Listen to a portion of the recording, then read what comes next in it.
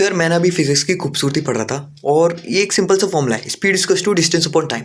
और ये मैंने 9 में पढ़ा था और मुझे लगा कि यार कितना कॉमन सेंस का फॉर्मूला है। स्पीड में वैल्यू पुट करो, टाइम में वैल्यू पुट करो, डिस्टेंस आ जाएगी, डिस्टेंस पे पुट करो, टाइम में वैल्यू पुट करो और स्पीड आ जाएगी। बट जब मैं 12th में आया मुझे इसमें बहुत ही ज़्यादा खूबसूरती दिखाई दी, क्योंकि ये जो फॉर्मूला दिया था सर गैलीलियो गैलीली ने, और ये कितना ही बेहद है क्योंकि हमें पता है स्पीड ऑफ लाइट जो कि लिमिट है, हम इससे ज़्यादा जा ही नहीं सकते। और अगर स्पीड ऑफ लाइट लिमिट हो गई तो डिस्टेंस भी एक तरह से लिमिट में ही चला गया, क्योंकि अगर हम मैक्सिमम स्पीड इतनी ही कर सकते हैं तो फिर हमें इस मैक्सिमम स्पीड को अटेंड करने के लिए भी एक लिमिटेड टाइम लगेगा, क्योंकि ये एक डिफाइंड चीज़ है और डिफाइंड चीज़ के लिए एक डिफाइंड टाइम लगेगा। और डिफाइंड चीज़ के लिए डिफाइंड टाइम लगेगा तो डिफाइंड डिस्टेंस भी लगेगा।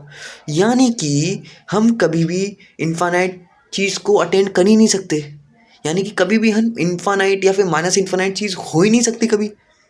हर चीज़ डिफाइंड है।